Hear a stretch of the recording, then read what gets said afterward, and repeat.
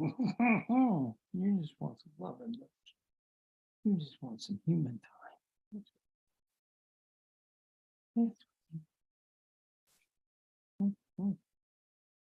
That's what I want. Freestyle Repertory Theater and Synergy Theater proudly present Right Away. It's a show, it's a jam, it's the best of both worlds. And now your hosts for the evening, Laura Livingston and Lisa Gay Thompson. Hello, everybody. Hello, I'm Laura Livingston, the Artistic Director of Freestyle Repertory Theater here in New York City. And I'm Lisa Gay Thompson. I'm a playwright here in the San Francisco Bay Area.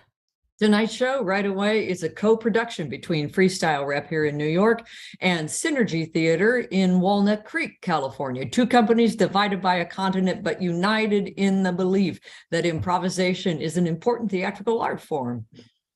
Since we started doing Right Away in 2020, way back then, our playwrights have produced approximately, 78,033 now, rough drafts, some of which have gone on to have a life out in the greater world, the real world. But importantly, what our writers are doing here is boldly proving that improv is life, and as well as being the heart of creativity. And we're enjoying always fun, often brilliant readings. Absolutely. Here's how the show works. We have 5 playwrights here tonight. They will have 45 minutes to write a brand spanking new play based on suggestions from you folks in the audience. And while they're off writing, everyone in the audience, that's you, is invited to play some improv and writing games with Laura and me. I think you'll want to use real paper and pencil. This is what they look like if you've forgotten. So you can see what's happening on screen while you're writing and not have to manage all these separate screens. After each game, we'll hear from as many of you as we can what you wrote. I encourage you to volunteer without considering what's good or not, because we're here to release that judge from our lives and just write. And it's fun to see all the different directions that people go with the same prompt. After 45 minutes, the playwrights will return and present the world premiere of their new work. Yep. And before we introduce tonight's playwrights, we have a few things to go over. For those of you who are participating live via Zoom, we have asked that you keep yourself muted and your videos off for now.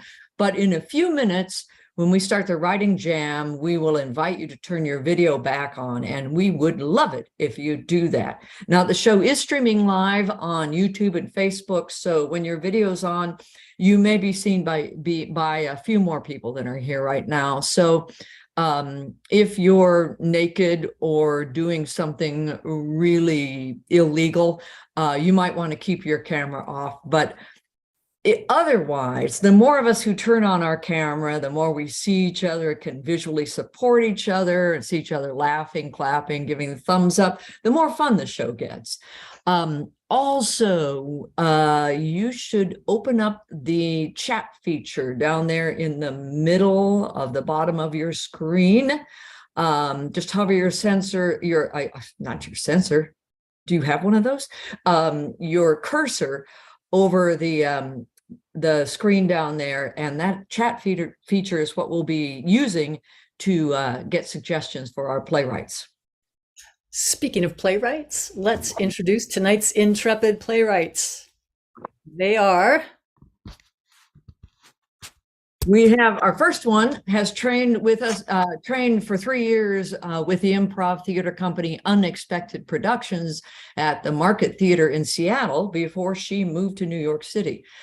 Now she's been a performer, co-creator, and a teaching artist with Freestyle Repertory Theater here since 2001.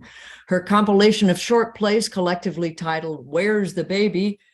Parenting in Pieces, received a stage reading at New York City's Barrow Group in March of 2019, and 2 of those pieces have recently been selected as finalists in short play festivals. Please welcome to our screen, Laura Valpy Rodriguez.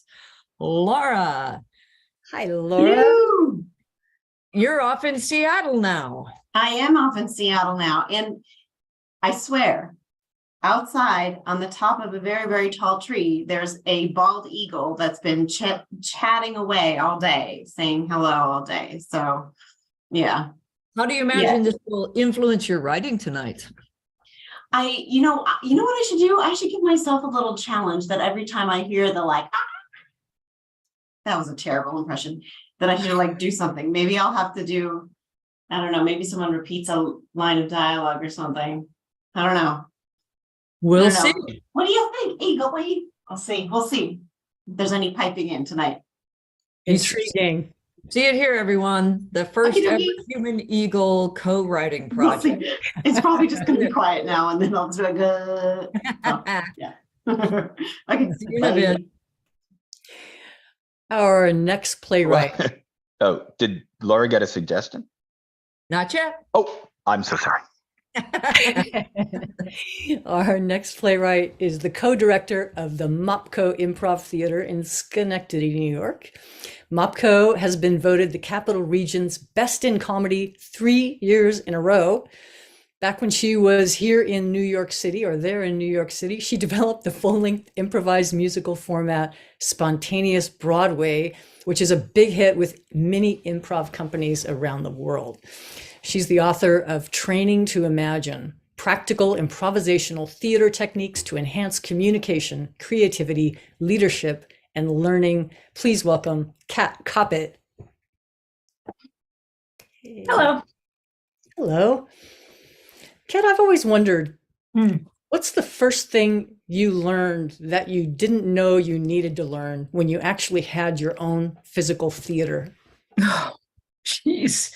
That I was really relieved to be married to a person who knew how to take care of physical things, because I'm like a walking head that has no competence with physical objects. I barely believe in object permanence. I also, not to take too much time, our theater was a 100-year-old firehouse by way of illicit strip club.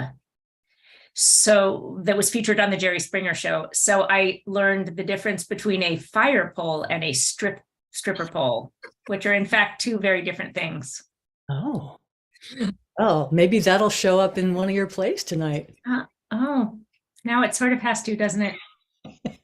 It doesn't. You can do whatever you want. We'll see you in a bit, Kat.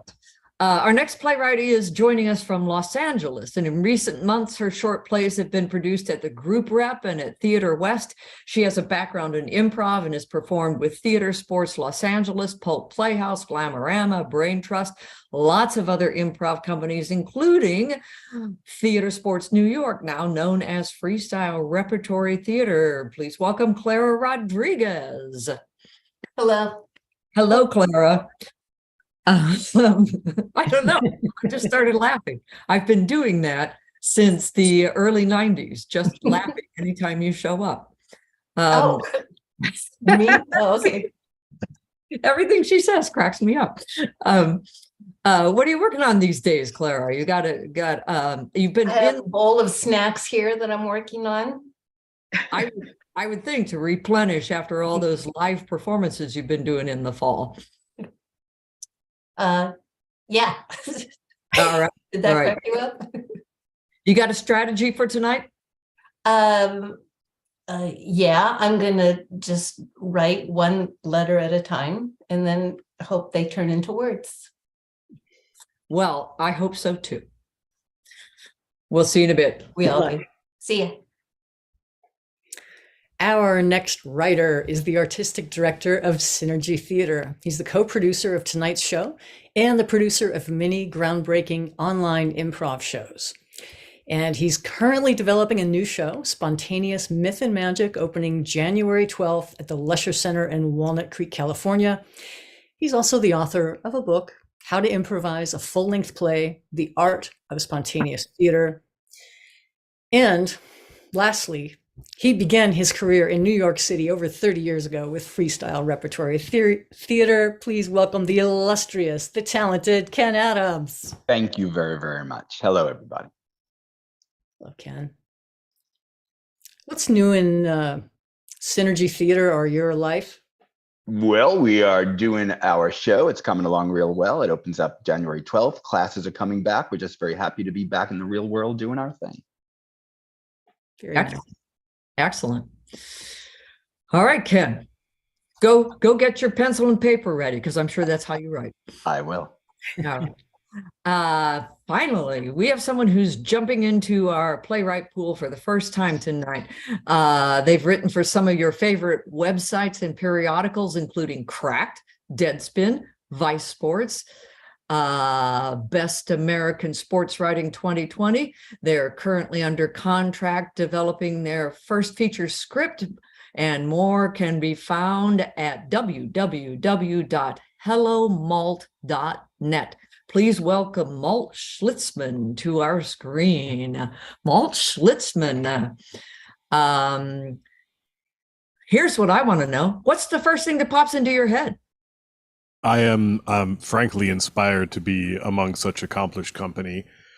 Thank you for inviting me onto your lovely show. I promise not to be too feral.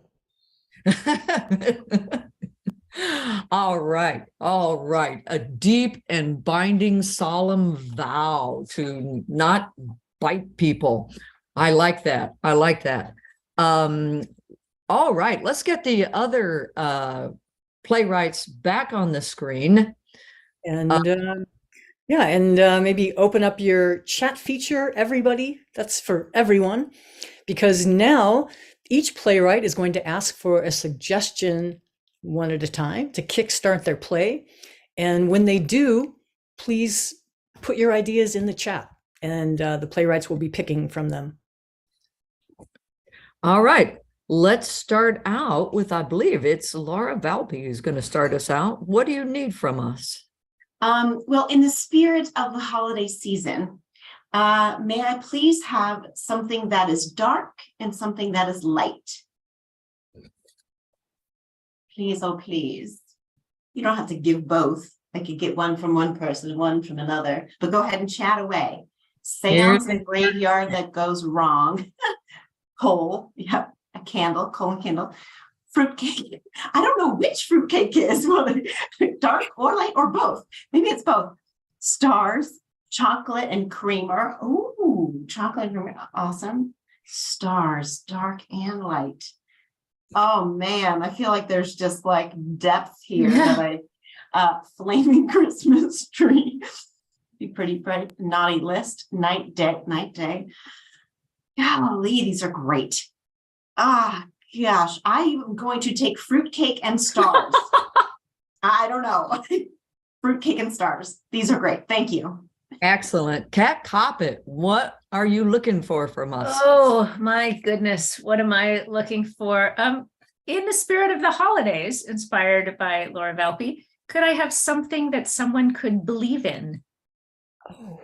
Could be one of the things you've already written in a list.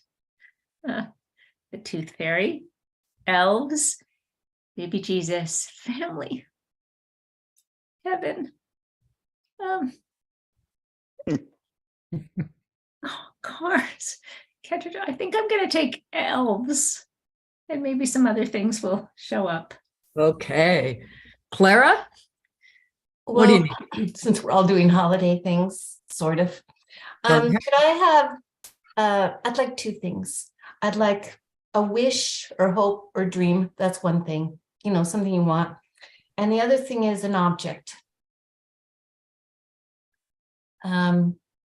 Okay, are these mine? A catcher's lucky jock strap? Is that mine or somebody else's, the previous one? I'm not sure. World peace, a cuckoo clock, playbill, Super Barbie, a Tonka truck, which I guess is a wish and a object. Youth again. Shorter lines at the DMV, don't we all? And the home team, a lucky catcher's mitt, a rolling pin, the power of love, a new puppy. Okay, I'm going to take youth again, and what the heck is a super Barbie? I don't Sure. even know what that is. All Thank right, you. Karen. Thanks.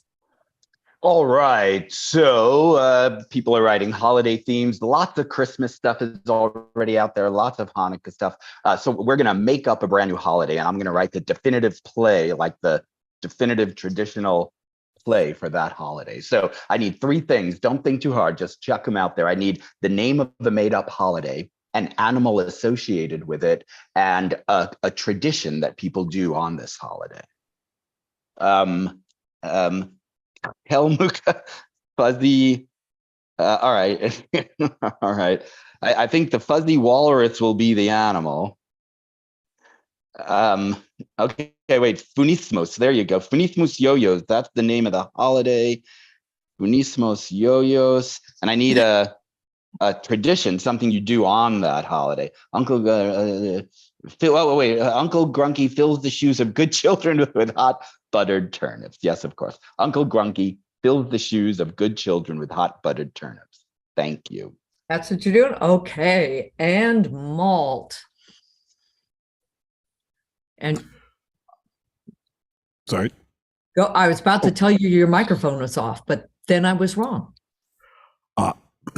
I would like rejected Twilight Zone episode titles, please. So something like The Tailor Barks at Midnight. All right, here they come. The Slightly Weird Day. That's perfect. Dog-faced bandit, the stopped elevator. The tired baker. I know some bakers. They are very tired. They keep terrible hours. No more blood, please. Awesome. I will use several of these. The Empty Chevrolet. No More Blood, Please is my favorite. Thank you very much, Karen. And thank you all. All right. Why don't we quickly go around and recap what everybody has gotten to launch them on their playwriting careers of the evening. Laura Valpy. Fruitcake and Stars. And Kat, what did you get? I got elves, and previous to that, I got stripper pole and fire pole from my hosts. And Clara Rodriguez. I got youth again and super Barbie. Excellent. Ken Adams. All right. The name of the holiday is Funismos yo-yos. The animal associated with it is the fuzzy walrus. And with your permission, I'm going to change the suggestion for the tradition, and I'm going to take chasing a hamster around the house instead of the one I had before. You'll forgive me, Malt. I've just realized that one came from one of our writers, and I want to get someone from our audience suggested. Civilian. Yeah, You wanted something easier. something easier. That's hamster. exactly right. So chase hamster around the house. All right. Okay. And Malt. What are you taking from this? The rejected Twilight Zone episode title, No More Blood, Please. Excellent.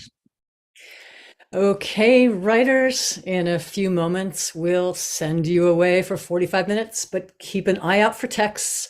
We'll be sending you time reminders. And remember, whatever you write will be right. On your marks, get set, right away.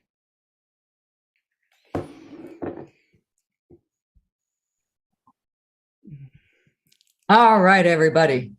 As our writers are turning off their videos and their sound, hopefully tuning us out, we invite you to turn your video on and wave hello. I think there are people from all periods of my past life. It's flashing all before my eyes attending here. If you haven't already, go ahead and grab some paper and a pen or a pencil.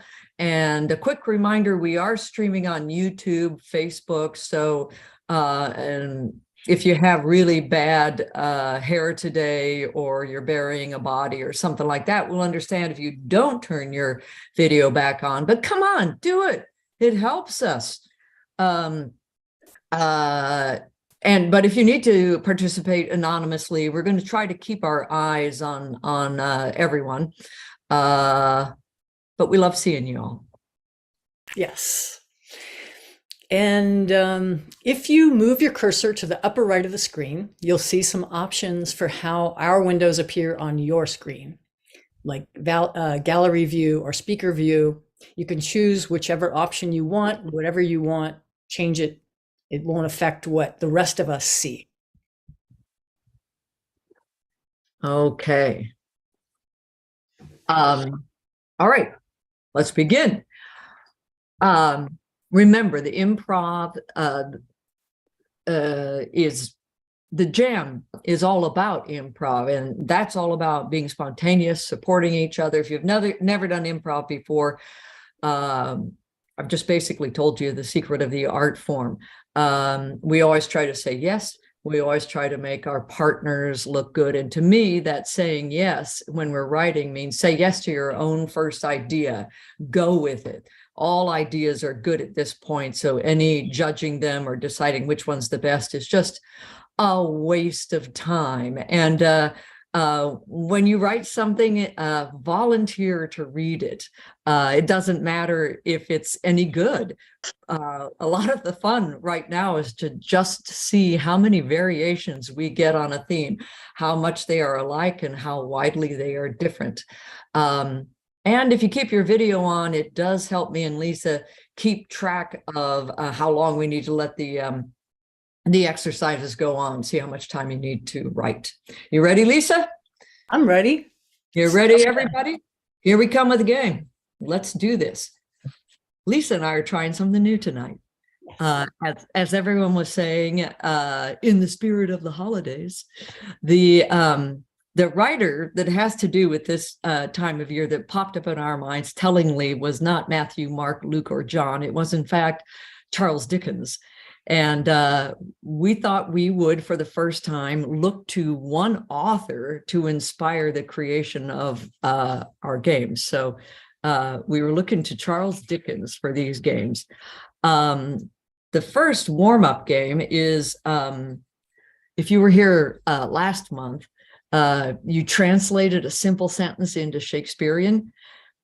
This time around, I'm going to say a few simple sentences and then give you about 30 seconds to rewrite that sentence, maybe a minute, as if it were spoken by Dickens's most famous characters. I'm thinking from A Christmas Carol, since that's that time of year. And if you've never read or somehow managed to never see a film of A Christmas Carol, if you think Ebenezer Scrooge or Tiny Tim, pick one of those. You are absolutely right. That is exactly what they are like. They are that famous. But if you want to pick another character, Ghost of Christmas Past, Present or Future, Fezziwig, who else is there? Nephew Fred, anybody. Just pick them and rewrite these sentences in that character's voice. So here they come. First sentence, close the door.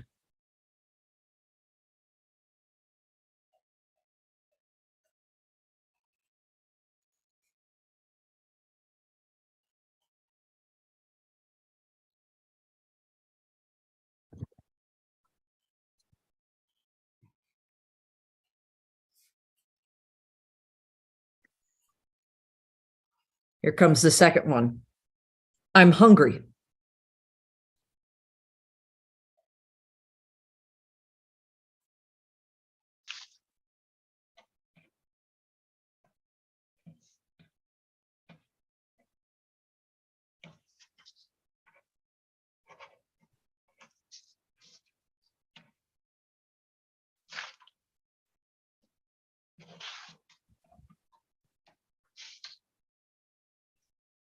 Here comes the third one. It's snowing.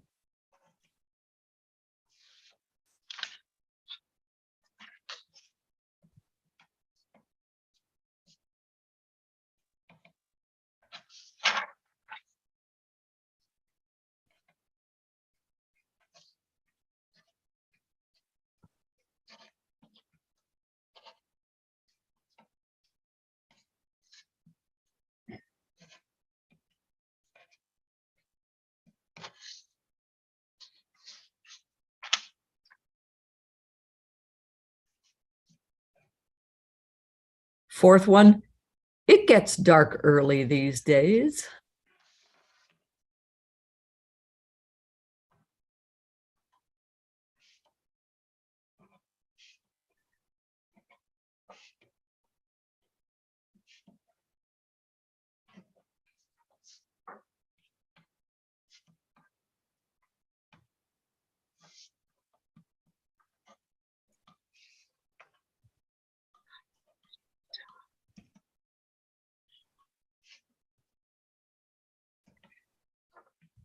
And the last one is, do you hear music?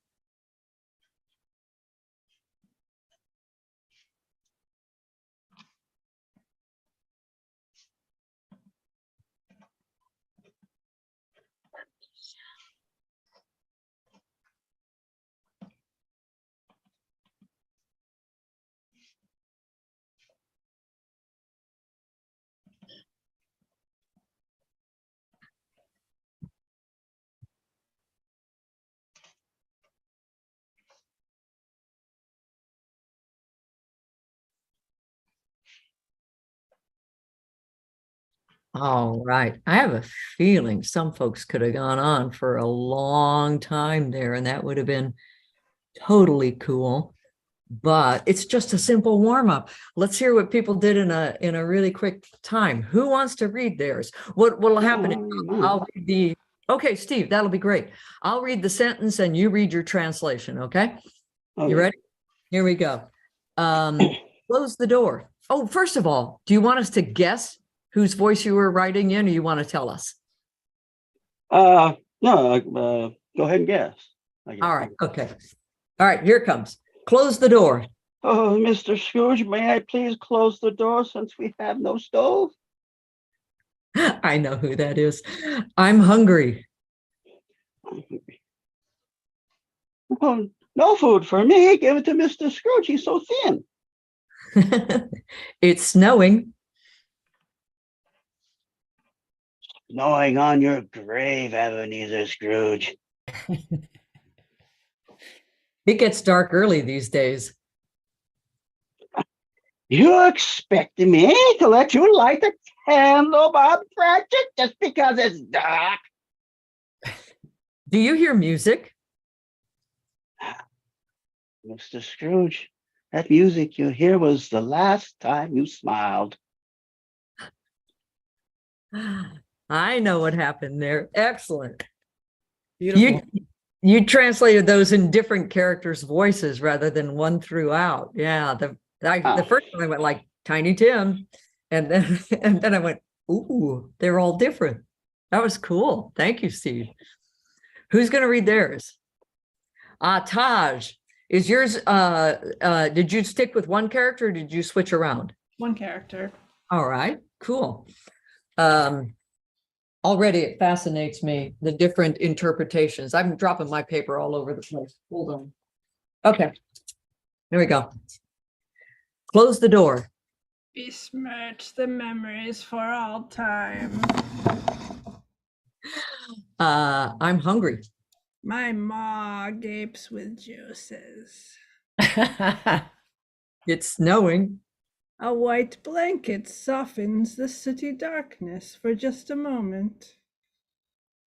It gets dark early these days. The veil between the worlds is just at your bony fingertips. Do you hear music? Is that the tinkle of coins thrown on your grave? Oh.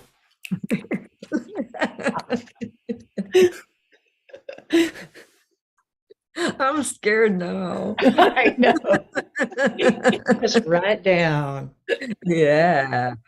That's I think we all know what that one was, right? That future, right? Although he doesn't speak actually, but that's if he did speak, that's what he would say, right? I'm really glad he doesn't. That was terrifying. All right, who else wants to go? I want to hear more. Lauren, all right, here we go. Close the door. Get in, get out! I'm hungry. Please, missus. Baby Sam died this morning at Matins and they buried the toast with him. It's snowing. Every blessed flake is a soul in peril. It gets dark early these days. The closing of light and time is upon us. Do you hear music? Oh, just listen, Father. It's the sound of the spheres. Wow.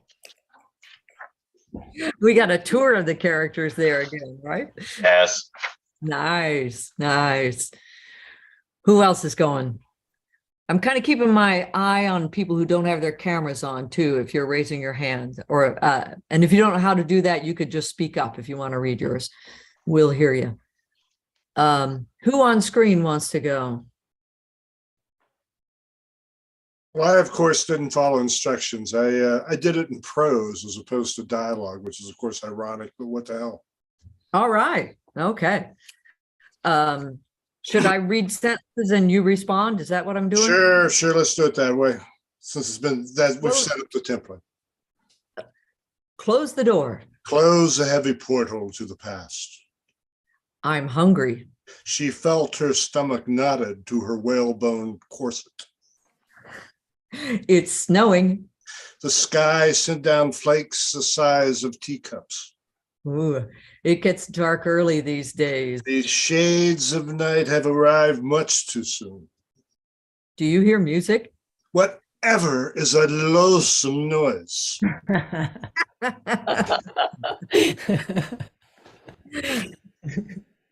Those were all written by Mr. Dickens. I didn't take the characters. Anyway, that's my excuse. Narration. Yeah, that's great. That's great. Lisa, could we possibly be at the time where we need to ask for we need to ask for a suggestion? I believe we're there. Yeah. So we are going to send the writers a suggestion and they will incorporate it into their playwriting at that moment. Why don't we send them a line of dialogue?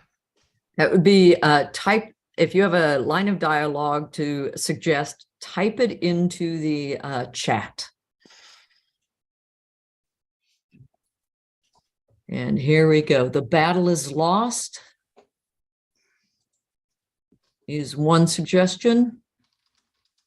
Was that gunfire or just fireworks? I told you never bring this up unless I was dying.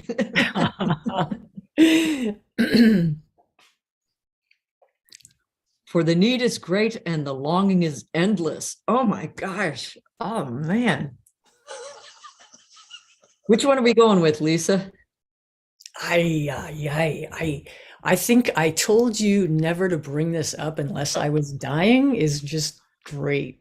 Excellent. Among other great ones, but I think I'll send that. Never trust a man with a frisbee, and your voice is like an angry parrot were also really other wonderful suggestions. Excellent. We could read one more while Lisa's sending that off to our playwrights. Do we have one more person who wants to read their Christmas Carol character translations? Karen Harrell, I know you do. You always. No, I can. We'll give it a shot. How about that? I don't think I had one character. I was just trying to get into the mode. Let's just put it that way. That's perfect. That's perfect. You know, I've said before, I used to belong to a writers group where we allowed any amount of apology you wanted to do before reading. Did anything ever get done? I mean, but the thing is, with improv, there is no possible way you can do it wrong. The fact that first of all, the fact that people interpreted my instructions in different ways probably means they weren't very clear, or maybe they were more open and freeing than I realized they would be. All right, here we go, Karen. Close the door. Mind the drafts and cinch the front locks. I'm hungry. The sides of my middle are arguing. It's snowing. The cold, damp puffs fell from heaven. It gets dark early these days. The sun in winter goes to sleep before dinner. Wow. Do you hear music? The air is vibrating with a melodious tune. Do your ears sense it? Lovely. Lovely. I love it. Welcome, Mary Love, by the way. Feel free to turn on your video and join us when you're ready. All right, Lisa, you got something up your sleeve, don't you? I do. This is a much simpler exercise. Alexa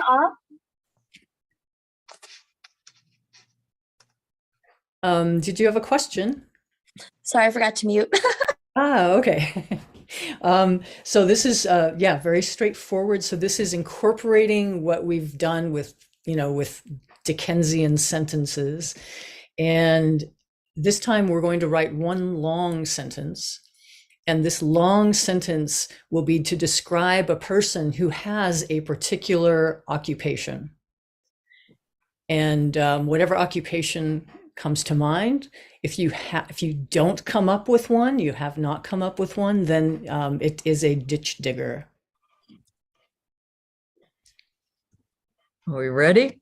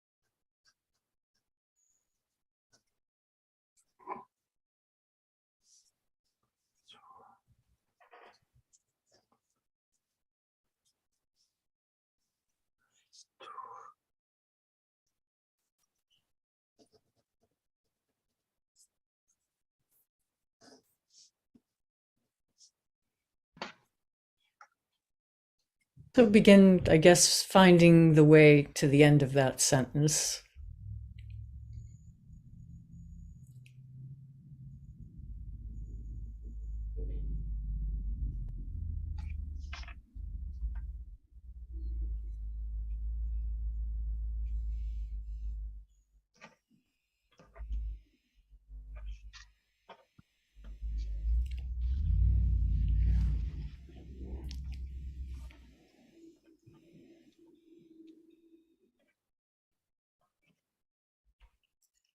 All right, I think we should come to the end of the sentence now, if we can, and wrap it up, and then we'll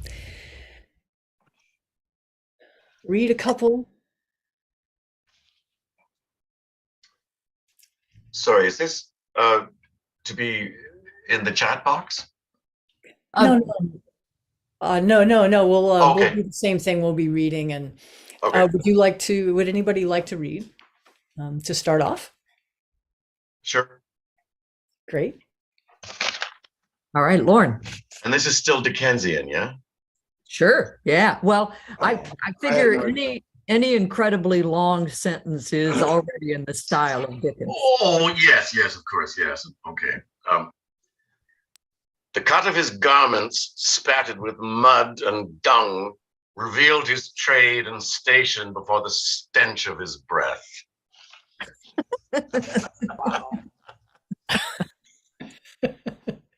It's exactly, yes, that's so good. I love it. Who else would like to read? Steve. No. Okay. Mr. Crabtree's overalls were covered with dung. His red pitchfork he wielded with furious intent, as if stabbing the pile of hay was punishing the drought that I'm really ruined glad his crops. to know that it was tonight at the Glen at all. Elainer, how do I say that? I'm going to ask, I'm going to actually mute your microphone here for us. There we go. Okay. Sorry, Steve. No, you want me to go again? Okay. Yeah, Mr. Crabtree's overalls were covered with dung. His red pitchfork he wielded with furious intent, as if in stabbing the pile of hay. He was punishing the drought that had ruined his crops. Great. I got one. Oh, Laura. The ditch digger, for that is what he did all day, with plunging shovel amidst the clay and clamminess, took his hands from the shovel, which I just mentioned, and wiped his cold, frozen, not warm brow. Very long. And I'm really proud that I actually was able to read this handwriting. Karen. All right. Marla Malloy made the strongest and most robust barrels. From early morn to the stroke of midnight, she shaped the strips of saplings and bent them in ways that held all that was essential in the world: beer, rum, and rye. Excellent. Excellent.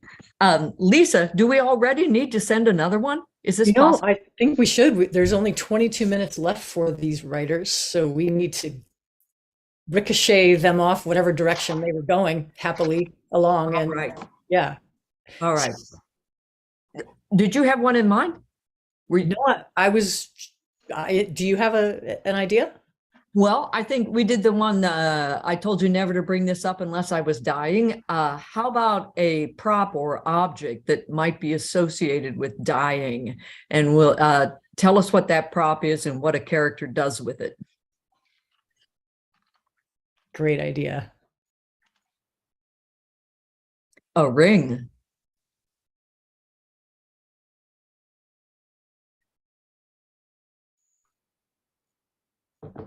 Stuffed animal. Oh, someone quiets their mother-in-law with a stuffed animal. A bedpan is held in both hands. It's an urn. Someone dumps out ashes. Someone found a vial of cocaine. A death mask to remember. A dog leash to catch a snake.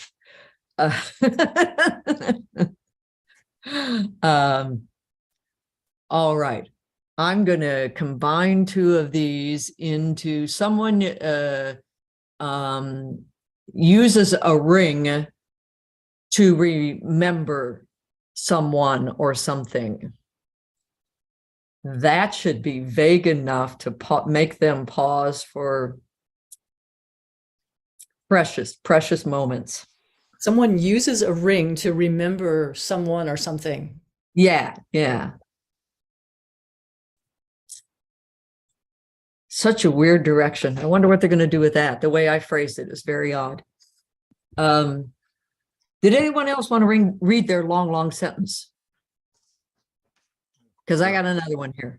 I got another game here. God, I thought you had another sentence. And I thought, how'd you write so fast? No. I'm well known in this group for being incredibly slow. So one of the things that we were thinking Dickens has a ton of fun with is personification, describing objects or things that are not human as if they were. I was looking through A Christmas Carol and I saw like some short ones, just describing actions taken by objects they couldn't do, really. Like he describes the piercing, searching, biting cold. You know, think about it, cold, we describe it as biting, but it never bites. It has no teeth. He also describes using adjectives that refer to people to describe non-human things like misanthropic ice. And also, some are more extended. The slow potatoes bubbling up, knocked loudly at the saucepan lid to be let out and peeled. So what I would love is if in the course of the next next minute, in the course of a next minute, pick 3 objects that you can actually see and write a really short personification phrase, a phrase, maybe even a whole sentence if you feel you have time. A slight few word description that would normally use words that would normally be used to describe people or the actions of people. And if you haven't started already, go. You got a minute.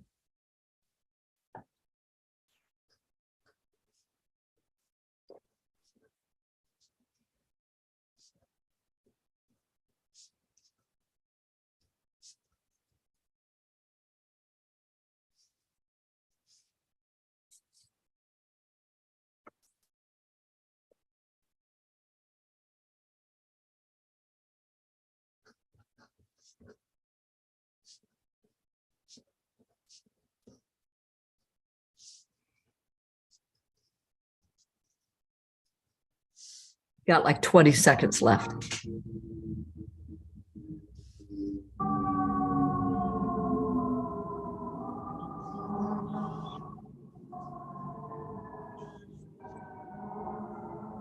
Five.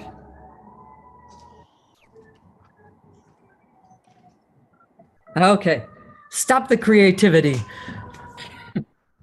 Let's hear him. That was really easy to stop the creativity. All right, I'll go. Yeah, do it. The dark house was an old man on crutches. The brick lay there like a dumb man. The tree was as slender as a young girl. Cool. Very nice. Anyone else? Yeah, Lauren. The cupboard smiled every time it was opened. The bell was delighted every time she rang. The doormat put up with the tradesmen, but loved the polished boots of the gentry. Oh, man. Oh, bravo. And Steve, you were going to go. Steve, I think you're Oh, muted. your sound is off, Steve. Sorry. All right. The rake's teeth cut the ground like weak butter. The ping pong paddle spanked the ball over the net. And the ball squished like spaghetti squeezed between your hands. Cool. Very nice. Very nice. Lisa, is it time already? Well, we might just squeeze in another one because there's only 15 minutes left. Yeah. So Yeah. perhaps we should. We only have time for 1 or 2 The more. lady with reindeer ears has her hand up. Okay. Can I go? Mary, hold on, Mary. We're going to send a suggestion and then we'll hear yours. So what do we need? Lisa, you got an idea? How about a theatrical convention? You mean like blackouts or? Yeah, something with the lights or the curtain or breaking a fourth wall or Flashback, exit stage left. Yeah, these are the kind of things we're talking about. Yep. A mime. A dream Work it out. Yeah. Okay. These are great. Let's go with dream sequence. Cool. I think it fits in with death and dying pretty well. Nice. All right, Mary, read us your personification. Oh, yay. Okay. So here's the image. Nice. He slumped on the couch, sporting a new winter coat and fur hat, staring off into the abyss, matching his winter blues. Excellent. Love it. All right. You ready, Lisa? I Yes. think you have another one cooked up for us. Yeah, we've got another one. Okay, so one of Dickens' conventions is these crazy long, very descriptive chapter headings. So I've written 3, and let's see what we can do to write very short chapters. How much time shall we give for each one, Laura, do you think? I think maybe a minute. You know, like Yeah. write a sentence or 2 for each chapter. Does that seem right? I think so. That way we'll have time to read some. Yeah. It might take me a minute to read each chapter heading because they are so long. Okay. Okay, the first one, chapter the first. Detailing unusual occurrences on the morning of the day Eloise awoke to the brisk chill foretelling of winter. All right, you have a minute to write that chapter.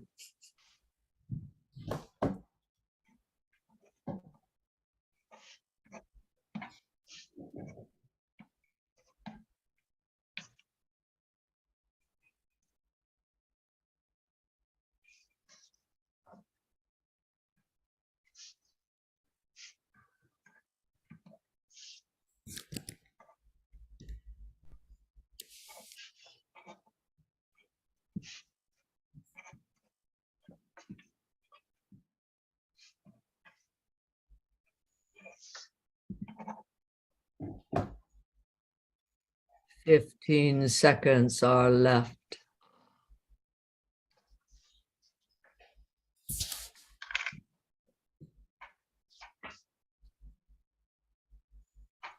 Five.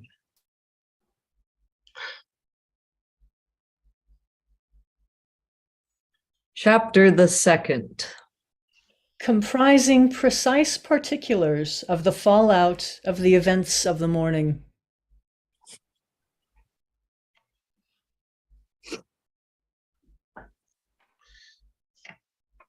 You have a question, Lauren? No, Okay. sorry. No. Never say sorry.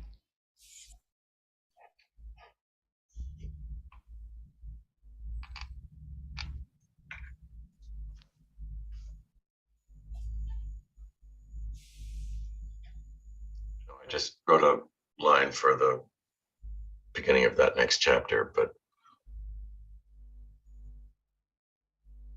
I think it's probably wrong. Can't be. No. No such 15 seconds.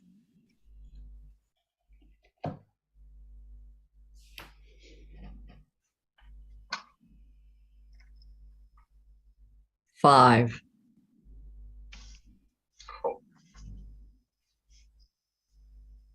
Third and final chapter. Containing a spellbinding account of how Eloise and her circumstances were resolved, for better or worse.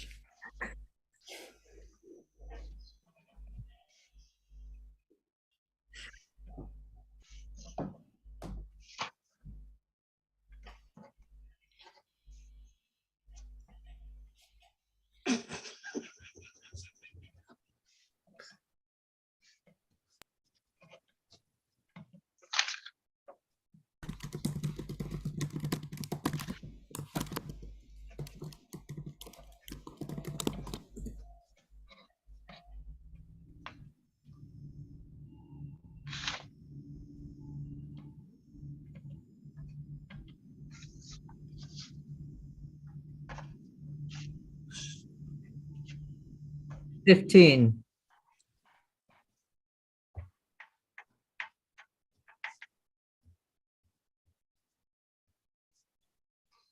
$5.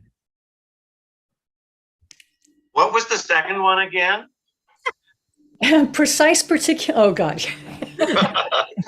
Never mind. Sorry. I think you're not sorry, honestly. Hey. All right. George Holitz, you are going to be so sad if you've read nothing. I'm going to forestall that sadness. I'm not going. I'm sorry, but I'm just watching tonight. Oh, okay. All right. I'm learning. That's oh no. What kind of thing are you learning from this? But that's cool. That's cool.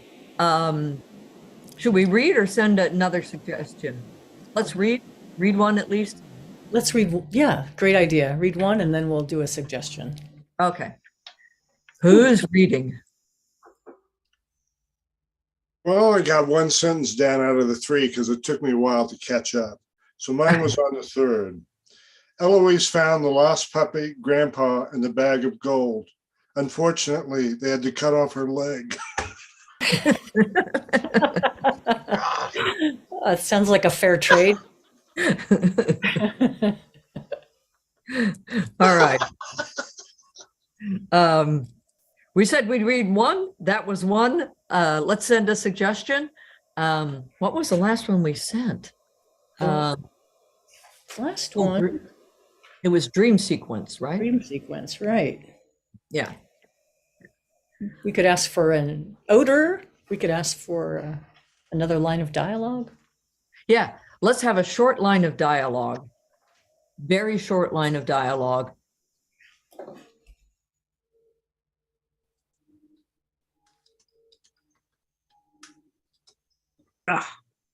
Pixie, how come? Oops. Oh, okay. Is this cheese? I smell toast. You, sir, are a prince. Burning hair reminds me of mother. Oh, excuse me, I believe that's your poop. Are you nuts? I smell toast. Yeah. Hey, why don't we do this, Lisa? I smell toast, and they have to say it 3 times. I'm going to say line of dialogue times 3. Yeah. All right. Okay. Did anyone else want to read their chapters that they wrote? We got Steve, then Lorne. You want to go first, Lorne? Or? Sure. I mean, I'm not sure as I understood it correctly, but this is kind of like Joseph Andrews. The first chapter, in which our hero discovers the mystery surrounding his birth on a ship bound for a new world. And then the second one I missed, and the third one was, as soon as the witch drew back the curtain, Eloise recognized her origin. Cool. Cool. Nice. Steve, let's hear yours. Okay. Eloise was lost and afraid she would never be found. She was someone that disappeared in a crowd, and Mr. Grayson would never notice someone like her. In the second chapter, her hair was tied up in knots and her bonnet was lost to the wind. She chased it down the street praying, but the wind toyed with her. You write that fast. Her bonnet flew into the hands of Mr. Grayson, who was taken aback by the suddenness of this assault. And then he took the bonnet on her, put it on her head, and smiled. Oh. The guy knows shorthand. I've got handwriting that looks like that. So does mine. I haven't read that much. Well done. Eileen, do you want to jump in, or is that? Sure. I've been shy because of these amazing things people are doing, but I'll read mine. Sure. Okay. Chapter 1. A cold sunlit window was slowly letting the day into Eloise's chamber. She had not heard from Mr. Gobwallow for a week. Was this the day that would bring the truth? Chapter 2. Until the morning of that day, no voice had been heard in the sitting room of Mrs. Crumb Brown. She had forbidden any human sounds to enter this space since the passing of her George. Chapter 3. Mrs. Crumb Brown gave Mr. Gobwallow the locket and demanded that he speak with Eloise before the end of the day. The truth of who her mother was should be known. That's great. Great. Yes. Awesome.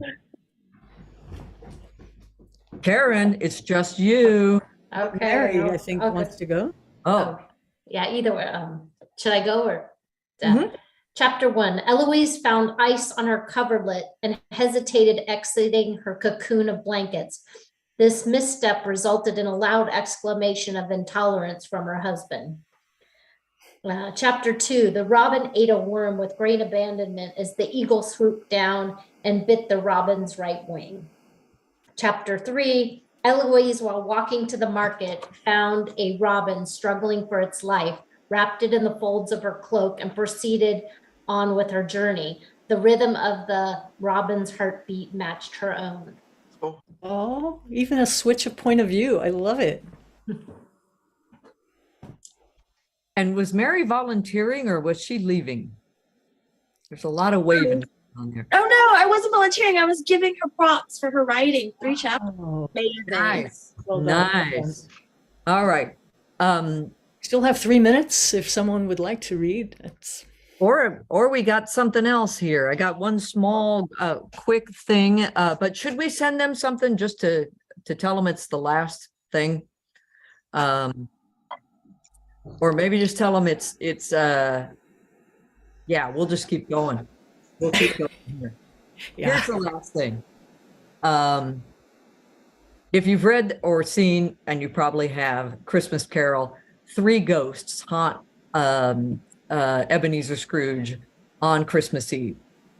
If a ghost were to haunt you, what day of the year would it come? Just write that down. Would it be from your past, your present, or your future? And what did it come to tell you?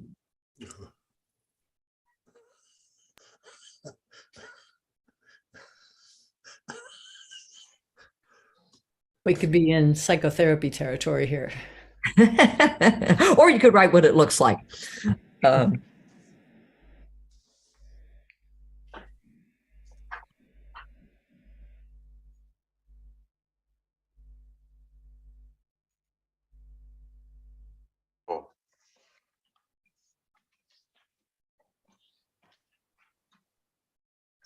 Anybody got something they want to read? I'm going to start telling these folks to come back. Oh, no, actually, that's you, Lisa. Yeah. Tell them to come back quietly. Okay. I show that we still have a minute and a quarter left. Yeah. Okay. Yeah, maybe send them a warn that there's only a minute left. Okay. And there's no more suggestions. Anyone? Yeah, Steve, let's hear your story. It's Easter, and it's the ghost of the past, and he came to tell me that it's not what you know, it's who you know. Very important. Anyone else got a short ghost story for us? Yeah, Lauren. Tomorrow, December the 20th, is my birthday, and Goldie comes to tell me that it's okay to die. I love hearing from her. Thank you.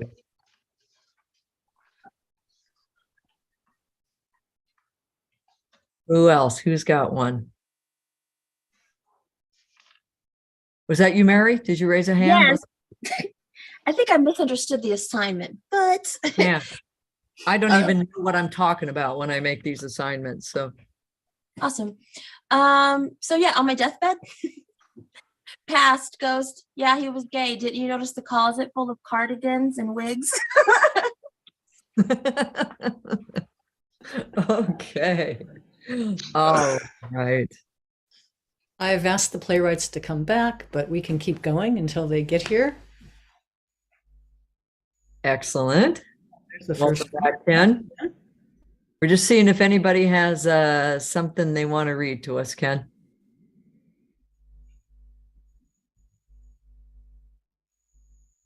It's kind of looking like we're done here.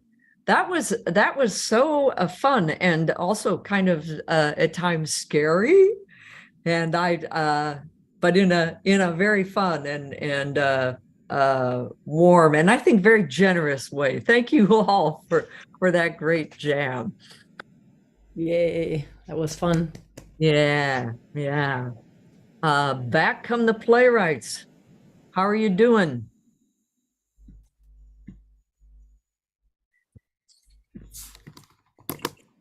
Here's what's going to happen in just a moment, everybody. The playwrights are going to cast their plays and they're going to get a reading. So we need to take a 10-minute break in just a moment for them to email their scripts to each other, cast them. So it's going to be a 10-minute intermission. Is everybody back? Looking around. Laura Valpy's not back yet, but she should be back soon. So we'll break for 10 minutes, which means if people could come back at 37 minutes after whatever hour you're currently in, that would be great. In the meantime, Lisa has put some things in the chat of our the websites of Synergy Theater, Freestyle Rep. You can check them out. You can make donations to those theaters. She's put the link to our Facebook page right away afterwards if you want to join that. It's just for people who've participated in right away. And other than that, in fact, now I'm going to say let's meet back at 38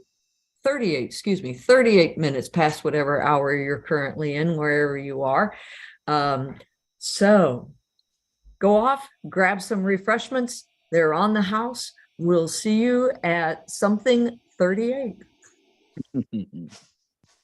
And playwrights, first of all, welcome back. Lisa, thank you. That was so fun. It was really fun. Some great readings. Oh man, and really moving some of it. I find and scary some of it. It was all based on Charles Dickens. I don't know if we told you that. So we got some ghosty stuff and stuff like that going on. Valpy, who do you need? Okay, let me figure this out. Okay, so I've got 4 people altogether. So may I please have for Abigail? How about Clara? Will you read Abigail, please? Pat, will you please read Bianca? I have a grandmother. Lisa, will you read the grandmother? And Malt, will you read Benjamin, please? Thank you. I don't know if I wrote entrances and exits, but I think it will be pretty obvious. Yeah. All right, cool. Kat? On stage and up. Kat, your microphone's off. Okay. All right. Just saving because I've not yet done that. So save. Okie doke. Could I have, please,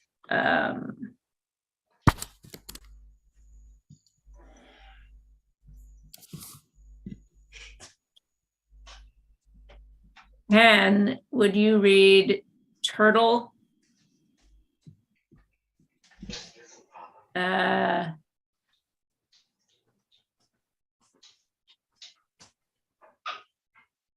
Laura Valpy, would you read Crystal? And Clara, would you read Myrtle? Myrtle. All right. Speaking of Clara. Oh, wait, I'm sorry. And Malt, would you read Tex?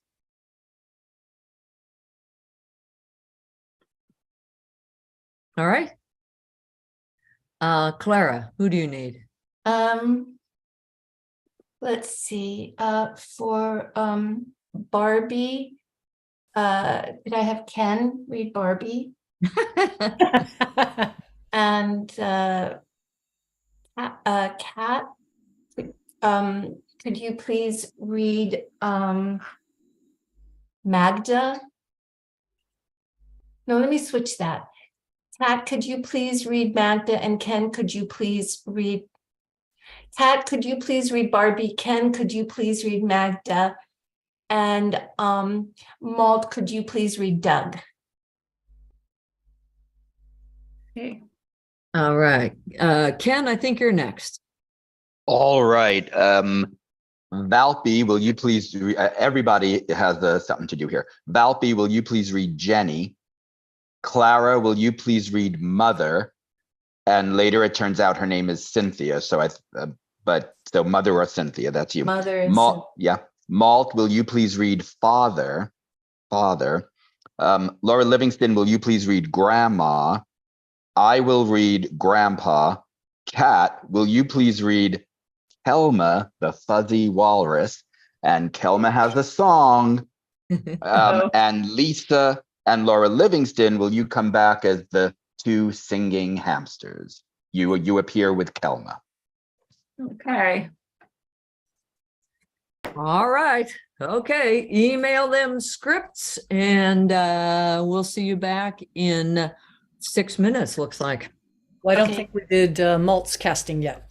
Oh, for heaven's sake, Malt, I'm sorry. Thank No you, worries. Lisa. So, who here does a good Dracula? Anyone? What was the question? Who does a good Dracula?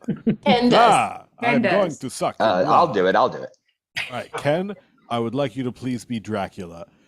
Can anyone do a good Rod Sterling impression? Ken does. I'll do it. He's already being Dracula. Tell me of Dracula. Is it a lover or a fighter? Doesn't Laura lover Livingston do a Rod Serling? Didn't you do that once? I think I've done Rod Sterling here before. I think I I'll just do Okay, it. not to throw you out there, but Laura, would you please read for Shaft Silverton? That's And- Laura. this Laura Yes. Shaft Silverton. All right. And Lisa, would you please read for Dr. America Goodman? Got it. Thank you very much. Oh my gosh. All right. I have to go to the bathroom so bad. Yeah, me too. I have to send this and then go to. Where did it just go? Because they're all titled Valpy's Play, so then they all get together. Which one's tonight? Stars and Fruitcake. Why is this printer making noise? I'm not actually trying to print. I'm trying to make it a PDF. Okay. Okay, this has everybody knows, right? Okay. Okay, let me bye. Okay. This morning and they buried the toast with him.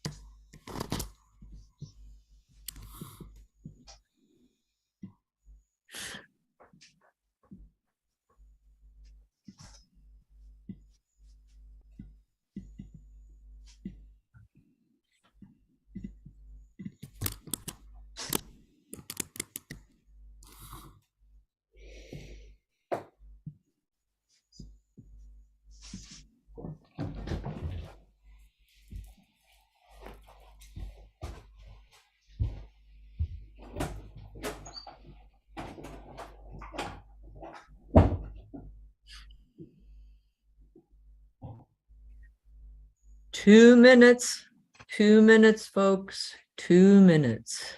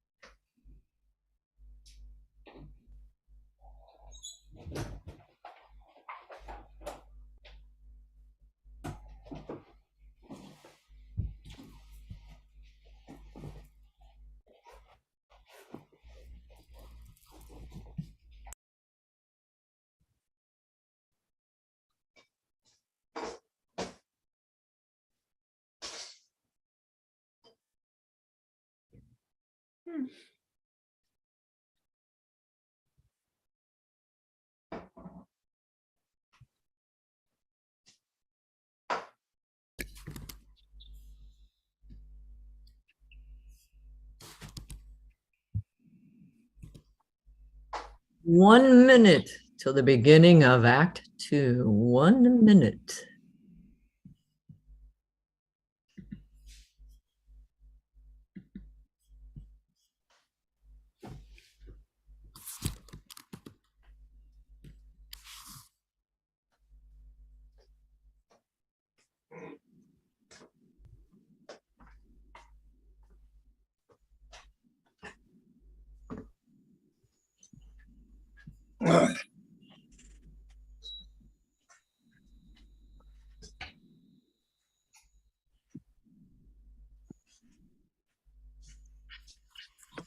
I think this is the one. This is my play that's going to go on and have a life and be performed at Funismos Yo-Yo's festivals all over the world.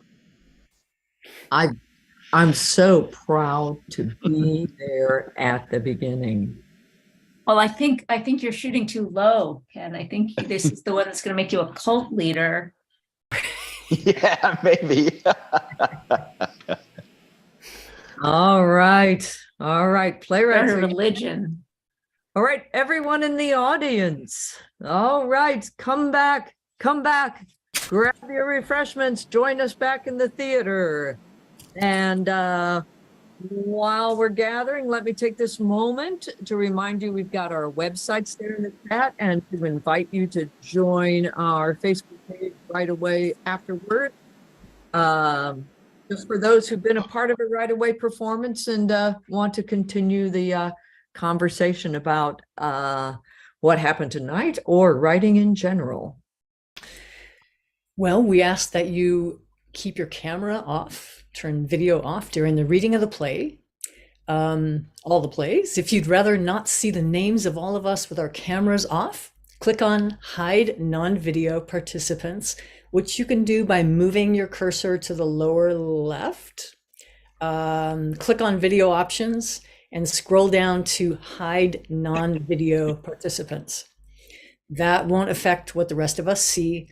And at the end of each reading, though, it's really fun to come back on and give some props to the playwrights, and then we can let them know how much we love their work. Yeah. Let's review the suggestions that we sent to all the playwrights while they were writing. Lisa, do you have those handy? Absolutely do. First, we sent a line of dialogue. I told you to never bring this up unless I was dying. Then we sent someone uses a ring to remember someone or something.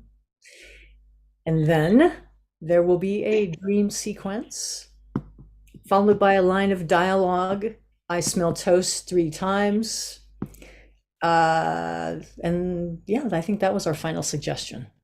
All right. Okay. So without further ado, Laura Valpy, do you care to introduce your play to a waiting? Sure, I would love to introduce my play. The suggestions that I received were Fruitcake and Stars. And yeah, clearly the actors already know who's starting on stage, so there's not much else to say. I'll read stage directions and pop my face out of here and we'll just go for it. Thanks, everybody. Here we go. Okay. Stars and Fruitcake by me. Night, a car. In the front seat, driving, sits Abigail. She has been driving for a long time. She is determined to focus on her driving on the very dark road ahead. Next to her in the passenger seat is a wrapped fruitcake. Suddenly, 8-year-old Bianca pops up from the back seat over Abigail's shoulder. I'm hungry. Can I have a snack? Jesus, Bianca, you can't do that. You can't say Jesus? You can't startle me like that. It's dangerous. You said Jesus. I thought you can't say Jesus. Well, I can say it when it's called for. Now sit down and put your seatbelt back on. Why is your seatbelt off, for God's sake? For Christ's sake? It was hurting me when I was trying to sleep. Well, clearly you're awake now. Put it back on. Fine, sorry. Bianca sits back and buckles up. You said for Christ's sake, too. Thank you, Bianca. Yes, I did. Can I say it? No, When it's called for? no, I'm hungry. Can I have a snack? no, I don't have any snacks. What about that? Bianca's hand reaches over the top of the front seat and points at the fruitcake. No, that's for your grandmother. What is it? A fruitcake. Oh, no fair. I want some. No, you don't. Yes, I do. No, you don't. It's my body. You don't know how I feel on the inside, and I'm hungry and I want a fruitcake. Well, thank you for listening to your body, but you still can't have it. It's for grandmother. You wouldn't like it anyway. Then can we stop somewhere and get a snack? I'm hungry. I don't know. Maybe. We're kind of in the middle of nowhere right now. Just a long, very long stretch of nothingness for a very, very, very long time. You might as well go back to sleep. Not nothing. No? No, look. Where? There, up in the sky. And all of the sides. What? What? The stars. There's so many stars here, way more than at home. Yeah, well, that's because there's nothing else out here. There's no cities, only a few towns here and there, the occasional smell of manure. Ew. No traffic lights. I'm so hungry. Lights fade on the car and gently rise on the other side of the stage. A hospital bed. Grandmother lay in the bed with the back propped up. Benjamin is by her side. And Bianca, you can be off for right now. What? What did you say? And Abigail too, sorry.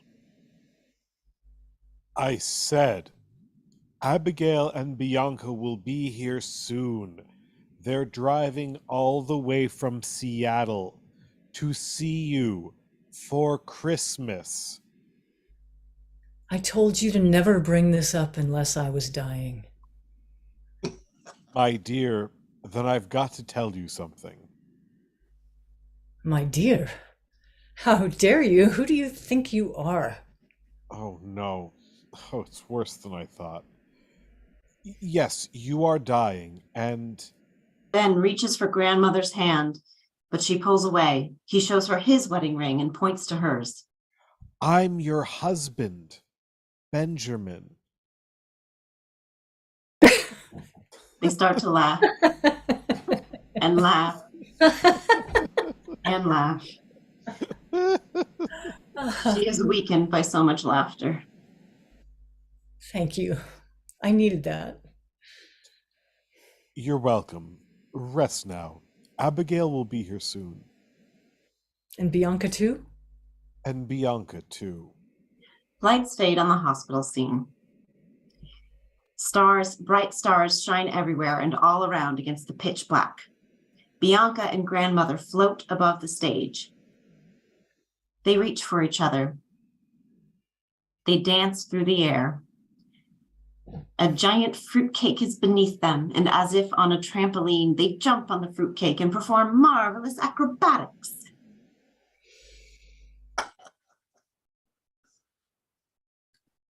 We have 7 minutes left. I don't think we'll be there in 7 minutes. There still aren't any street lights where we are, so I think we're still very far. There will never be enough time to tell you what I need to make up for the time we've missed. But just remember this. I smell toast. Yes, I want you to know what your mother never seemed to understand. I smell toast. Yes, just wait a moment though, sweetheart. You see? I smell toast. I'm really, really hungry. My dear, please just always remember. I think I have to wake up now. I smell toast and I'm so hungry. They start to get pulled away from each other. The giant trampoline fruitcake disappears. Bianca is lying down in the back seat of the car. Grandmother is back in the hospital bed. Laughter, sweetie. Always remember to laugh. I will, dear. I will. Lights fade on the hospital.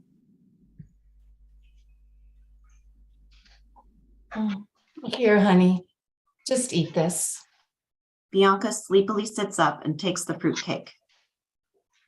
I thought it was for Grandma. Well, Grandpa just called. She doesn't need it anymore. Bianca takes a bite. Jesus, that's disgusting. I know. End of play. That was great. So beautiful. Made me laugh to death. You know what? I kind of like the skeleton that's there. Maybe I'll fill it out and, put in some more deep stuff and funny stuff. I don't know. I did kind of like the skeleton. Thanks, everybody. Thanks for the performance. Excellent. All right, Kat Coppin. Oh, I can't follow those plays. Or the one that comes after it that I've already read. But here we go. Alrighty, Roo. So wait, let me. We'll read stage directions. I don't think I need to say anything. My suggestions were, I asked for something that people believe in, could believe in, and I got elves. And I also got from our intro sort of haphazardly a stripper pole and a fire pole. And the scene starts with Crystal, Turtle, and Tex on stage. I will go away. So it is a dingy, generic-looking bar, the drink hole on a Thursday night. It's not very crowded, but crowded enough for the regulars to feel comfortable and any newcomers to feel comfortably anonymous. Turtle shuffles behind the bar. Crystal sits at one end, Tex at the other. So, did you ever find it? Yes, that's what I started to tell you. Hang on. Tex is impatiently snapping to get Turtle's attention. Turtle rushes over to refill his glass, then he circles back to Crystal. He's so rude. No, it's just my job. Yeah, but he doesn't have to. Anyway, I found it. Wait, you did? Yes, But you said you looked everywhere. I did. Where was it? That's the most amazing part. It was on the top shelf of pantry behind the cookies. What? That's impossible. How would a ring get in the pantry? It wouldn't. I told you it was the elves. Tex stands up from across the room. Shut up. Do not talk about the elves. Whoa there, Tex. No need to freak out. I was just telling Crystal about the ring I lost. What's the problem? You mentioned the elves. Do not talk about the elves. Is this about the fire pole? I told you never to bring this up unless I was dying. Wow, sheesh, Tex, what's the problem? Afraid of some little green men that don't even exist? They do exist. Crystal, look, how long have I been telling you about this ring? He takes the ring out of his pocket. I don't know, a long time? Weeks and weeks, months? A year. Ever since the night of the fire when Myrtle disappeared, right? Right? Yes, right. And I told you the elves said they would find her. Yeah. Do not talk about the elves. But everyone said that I was crazy and should just give up hope. Honey, I never said you were crazy. I'm just saying. No, you thought I was crazy, but they said I would find the ring she never took off her finger. And that's when I did. I would find her. So elves are real, and I'm going to find her.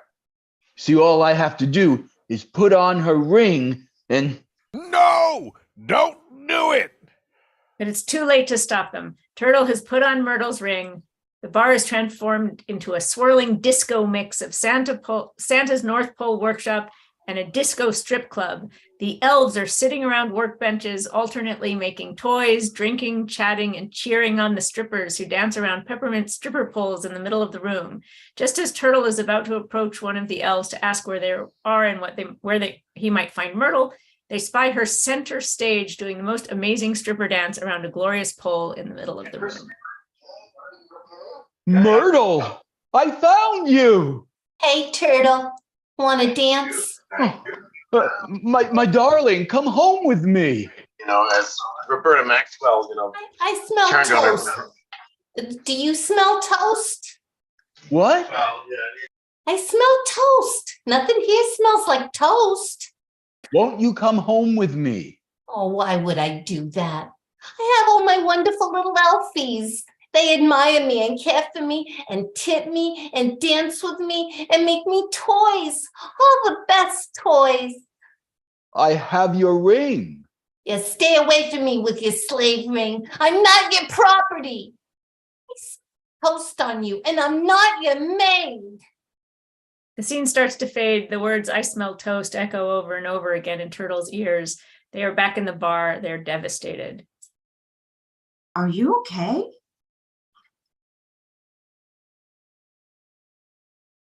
We can't hear you.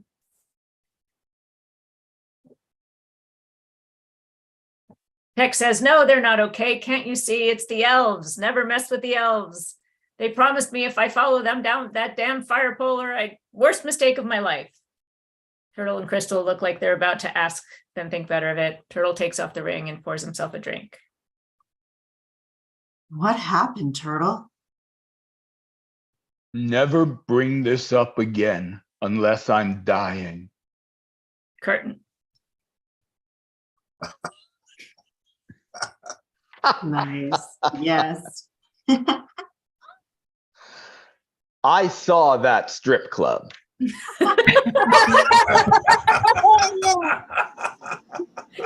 I like the callback at the end. Hey, I love Malt, that. can we hear you now, Malt? I Are you hope back? so. Yay. Yay. Yay. Sorry Wonderful. about that. All right. Excellent reading and excellent dealing with the technology. Thank you, everyone. Clara, let's hear what you came up with. You ready? Wait. Yeah, I think so. Hang on. Let me find it again now that give me 1 second. I had it open. Let me find it again. I'm so sorry to hold everybody up, but I want to make sure that I don't. Just remind us, Clara, unless you have already done it, and I'm having a brain spasm of what your suggestion was that you got. I don't think I did it. My suggestion was Youth Again and Super Barbie. All right. Are you guys ready? We ready? Yes. I'll Yes. take it as a yes. Setting a courtyard. At Rise, Doug, a middle-aged nurse, wheels Barbie, a very old woman, onto a spot by the pool. How's this, Barbie? Too much sun. Too much sun. Okay, calm down. I'll turn you. He turns her How's away this? from the sun. How's this? Better? Sun must never touch my skin. Right. I know. Not even for a second. Yeah, I know. I'll get age spots. Well, we wouldn't want that. Do you want a snack while we wait? Give me the string cheese. Doug pulls some string cheese out of his pocket and hands it to her. Here you go. Don't choke on it again. I was nervous before. That's why I choked. Yeah, I know. Are you still nervous now? little, but I shouldn't be. The Eastern European woman said that would work. Said that it would work. Barbie, that woman is a quack. I told you that. Well, I told you not to say that she's a quack. I have faith in Magma. Magma is very wise. I trust Magma. Magda. What? Her name is Magda. Well, she's a real mystic. She has healing powers and knows things that regular people don't know. How did she know about the rash on my back? I don't know. Maybe she guessed. Ugh, you can't guess something like that. I tell you, she's the real deal. Okay, fine, whatever. I don't want you to be too disappointed when it doesn't work. Don't worry about that. Do you have it? The Super Barbie? You didn't lose it, did you? No, it's in my bag. He pulls the doll out of his bag and hands it to Barbie. Oh, hello, Barbie. You're so pretty. I'm going to look like you soon. Oh, for heaven's sake. You're acting like a crazy person, Barbie, like a delusional crazy person. Sometimes I think you're actually certifiably nuts. I told you never to bring this up unless I was dying. Well, I'm not going to wait until then. Okay, where is Magda? Let's just get this over with. There she is. She just barked. Magda, a woman dressed in bohemian clothes with an Eastern European accent, runs up. I'm sorry I'm late. I almost forgot. My magic ring reminded me. It gave me a pain in my finger, and I knew I had to come. Oh, Barbie, you look terrible, like you be ready to die. Good thing I come now. Thank goodness you're here. Give me Super Barbie, but first, spit on her. Oh, all right. She spits on the Barbie. There you go. Magda doesn't reach for the doll. You, boy nurse, you take the doll.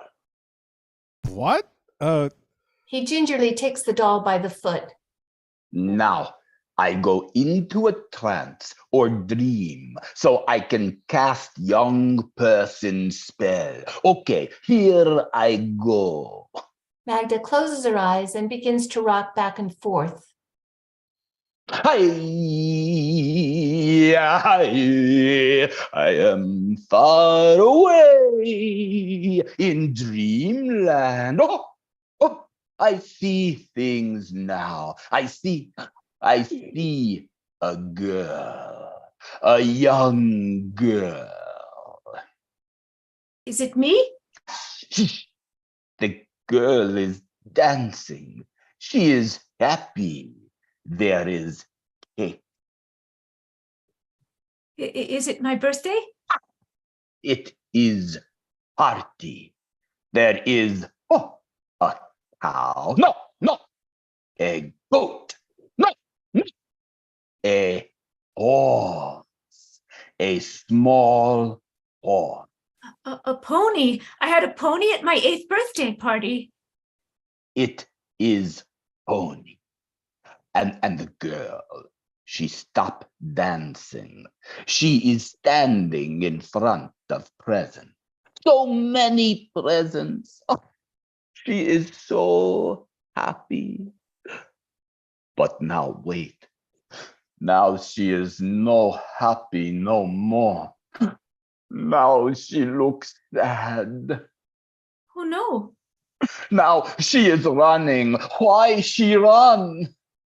I was running away. Why she run? Oh no. Oh, something come out of girl. Yes, something came out of me. Something wet. I was so embarrassed. It was pee-pee. I was so ashamed. I ran and hid in the trees. I didn't come out until everyone left. Youth is not so good for girl. No, it was terrible. It was awful. So being young, not so good for you. Oh, I remember now. It was terrible. Hey, I smell toast. You smell toast. Do you smell it? Is someone making toast? No, that's a symptom. Barbie, I think you might be having a stroke. Okay, that my cue to go. Bye-bye now. Magda leaves. Let's go to the hospital, Barbie. I don't know what I was thinking. Doug starts to push her off. Being young is terrible. I know, Barbie. I know. They exit. The end. Yeah. Yeah. Yeah. We all needed that reminder. Yeah. Nice. So beautiful. Sorry, I That was forgot lovely. to turn That was my fun. video off. Yeah. Such a good play. All right. Ken, All right. up next. Um, Give us a reminder of what you got. And, yes, all right. So I'm writing the definitive holiday play for a brand new holiday. The holiday is named Funismos Yosios, and the animal that's associated with it is a fuzzy walrus. And the tradition that is associated with it is chasing a hamster around the house. So I will read stage directions. Everybody knows who they are. It'll start with Mother and Jenny on stage, and then the exits and entrances are written in, or I'll just say them out loud. So I'm out of here, and this is called The Best Funismos Yosios Ever. The scene opens in a house. Okay, and another thing, you rotten little brat.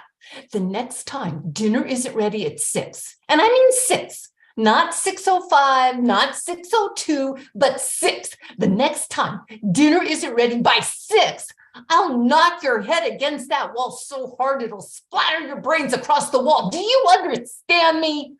Yes, ma'am. Do you understand me? Yes, ma'am. Yes, I understand you. Good. Now get inside that kitchen and make me my dinner. Exit Jenny, enter father. Really, darling, must you be so hard on her? Hard on her? Hard on her? She's 7 years old. She needs to learn responsibility. But it's the night before Funismos Yoyos. Surely we can be easy with her on this day of the year. Oh, Funismos Yoyos. What a silly, ridiculous thing. Darling. What? Oh, you don't mean to tell me you believe in that nonsense. Well, of course I do. I should have expected it. You're such a fool that it shouldn't surprise me at all. I don't know why I keep expecting more from you.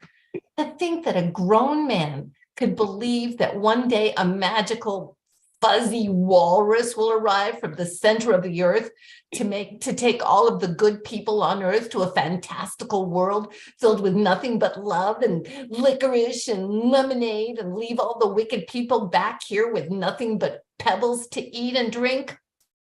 It's absurd. Please, darling, do be careful. Careful. Why? Well... Oh, you think she's listening, don't you? You think Chelma, the fuzzy walrus, is real. And not only that, she's listening to everything we say. Well, if you don't believe, why not at least hedge your bets? You don't have to go out of your way to be so horrid about it. Just keep your feelings to yourself, and that way, if Shelma the fuzzy walrus is real, you'll at least have a chance of going to Walrus Land when she comes for us. You're a fool. Why? Because if there is such a place as Walrus Land, I'd like us to be there together. Is that what makes me a fool? Yes, that and so many other things. Father walks over to a cage on the table. Wait, what are you doing? I'm getting the hamster ready for the chase. Okay, oh no, you don't. You don't think I'm going to let that little brat chase that dirty rat all over this house, do you? I told you never to bring this up unless I was dying. I told you that the Funismos Yosios hamster chase was the thing in this world that I cherished most. And you can be as cynical as you wish about anything else, but not the Funismos Yosios hamster chase. Not unless I was dying and wouldn't be around to hear you speak ill of it. Well, then you don't have to worry. What do you mean? You are dying. What do you mean? I poisoned your cup of licorice flavored lemonade tonight. You what? Yeah, you heard me. I've had enough. I've had enough of you and that little brat of a girl in there and all this ridiculous nonsense you believe in. Face it, Sid, the world is a dark and unhappy place. There's no giant fuzzy walrus. There's no land with nothing but love and licorice and lemonade. There's nothing but broken people doing broken things. And I am sick of hearing you talk about nonsense. So I poisoned your cup of licorice flavored lemonade. But.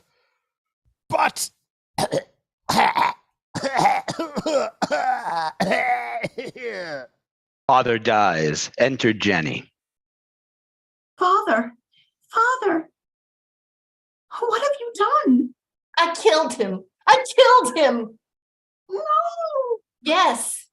And now I'm going to kill that ridiculous hamster of yours and eat it for my dinner. No, you can't. I have to chase the hamster around the house. That's the only way Chelma the fuzzy walrus might come to our house tonight and take me away from all of this. Yeah, well, too bad. Mother opens the cage. The hamster runs out. No. Hamster. As soon as I catch it, I'm going to eat it raw. Mother chases the hamster. Come here, you rodent. Wait, the ring. The ring. Where's Grandma's ring? Oh, here it is. Mother, look. Look, it's your mother's wedding ring. Remember? Remember? That ring. But Suddenly, we flash back to a scene in Mother's house when Mother is a child. She's surrounded by her mother and her father.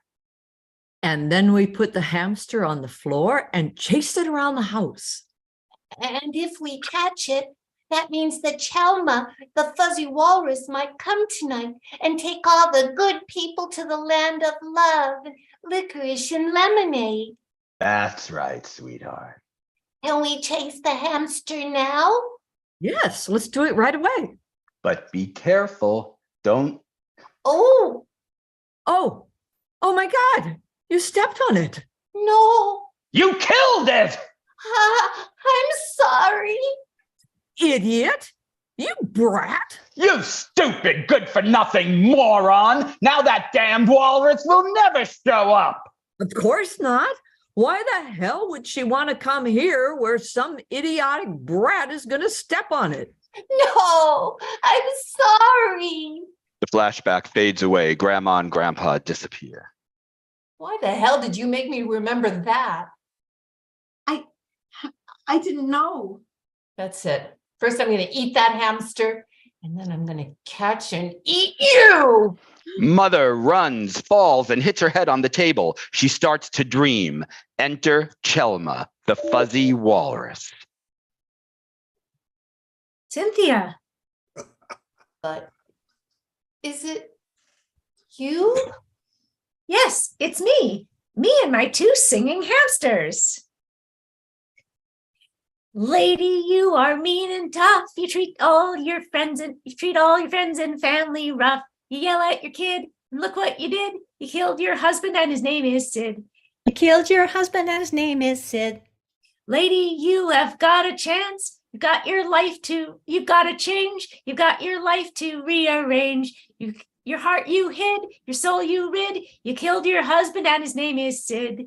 You killed your husband and his name is Sid. So stop, just stop, and change. Lady, it's not too late. You don't have to live with hate. So love your kid. Don't do what you did. Don't kill your husband. And yeah, his name is Sid. The dream ends. I smell toast. I smell toast. I smell toast. Sid? Father, you're alive? You're alive. Thank the walrus, darling. You're alive.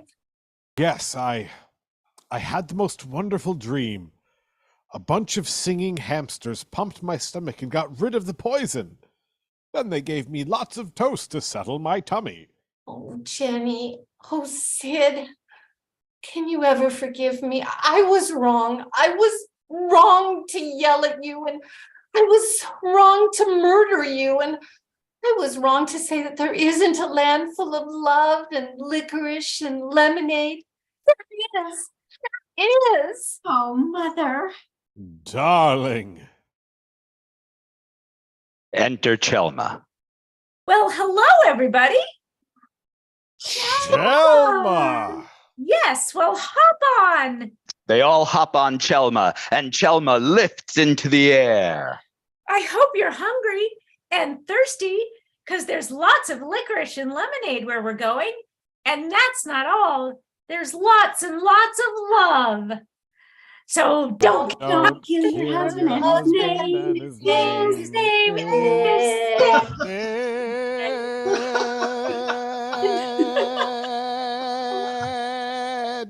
Blackout! Next stop, Broadway. Yes. Oh, Yes. that was great. That You was folks. fun.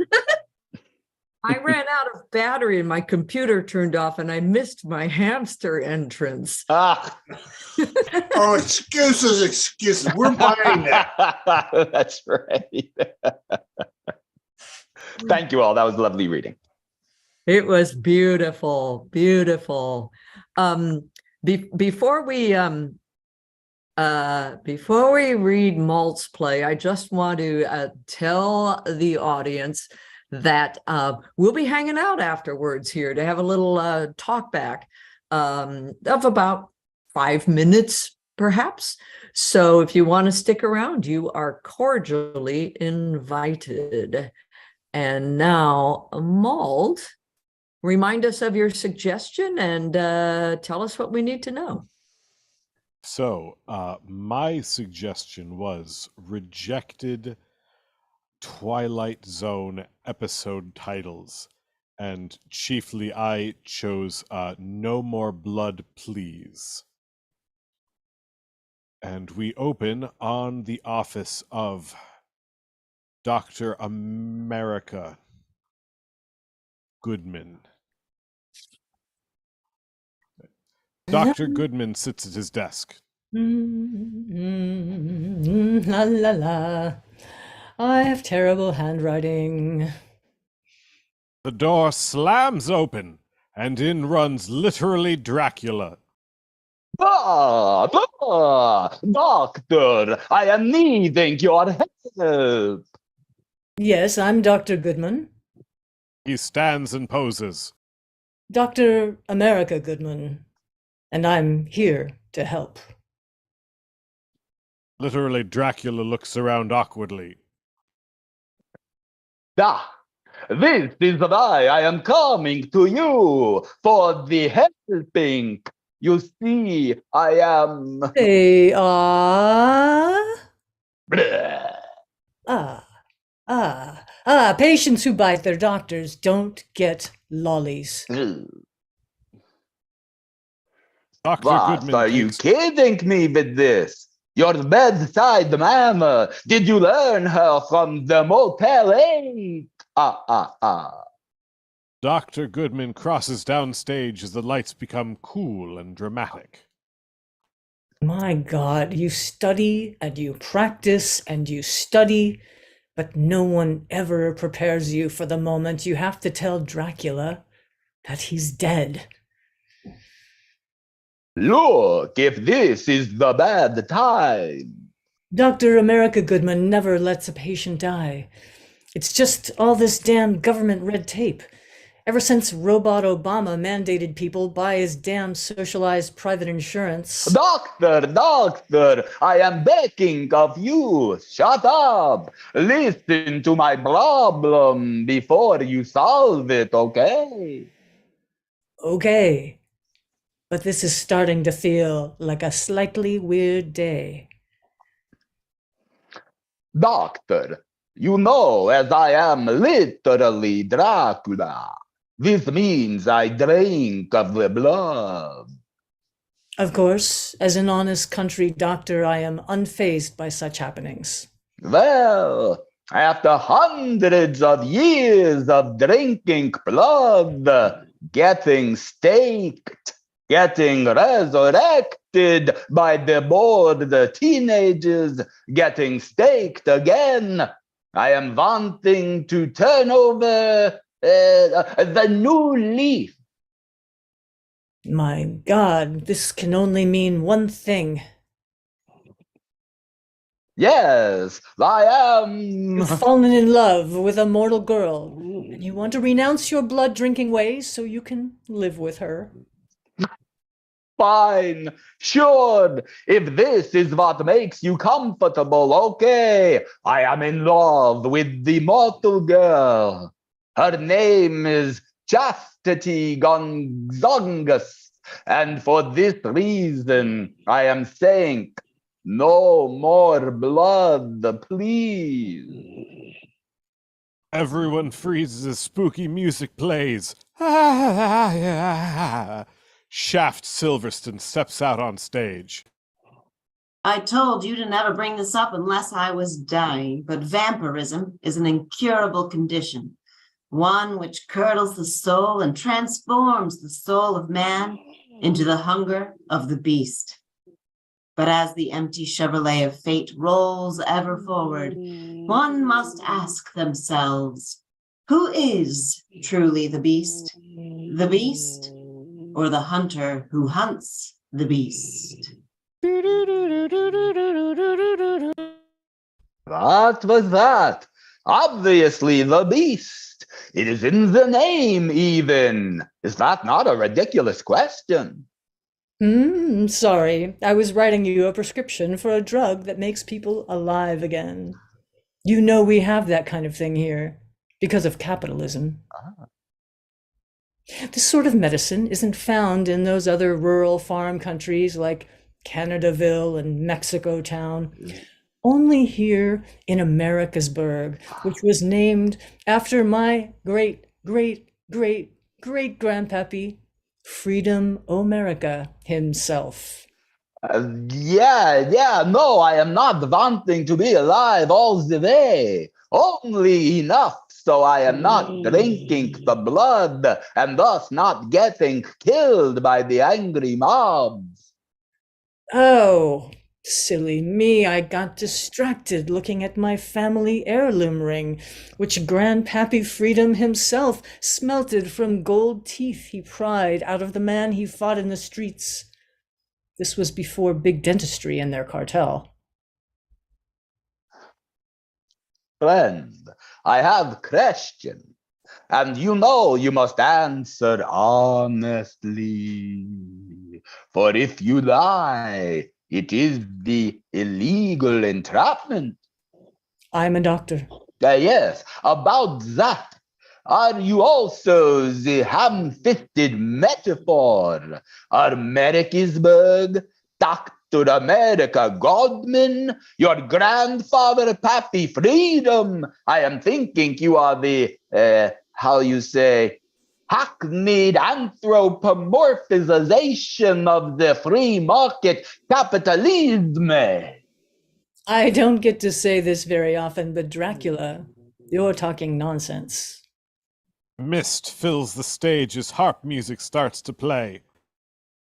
For someone who loves dying as much as he does, there's no good way to give bad news to Dracula. But that's the slightest problem he was about to face. No, do not be saying it. Here, in the short play zone. No, I knew it. I am trapped in the surreal dream sequence. I don't know what you mean. Now, if you'll excuse me, I'm going to eat spoonfuls of this weird marmalade full of roofing nails, fresh from Svanmacher Farms. No! Why does surrealism always rely on the strange foods and the melty clocks? You are stuck in the past, and I know a little something about the past. Is that marmalade? Oh, I smell toast. I smell toast. I smell toast. I am having the stroke. Ridiculous, the pair of you. Dracula reaches behind the doctor's desk and pulls out a suitcase, which he begins loading with set dressing.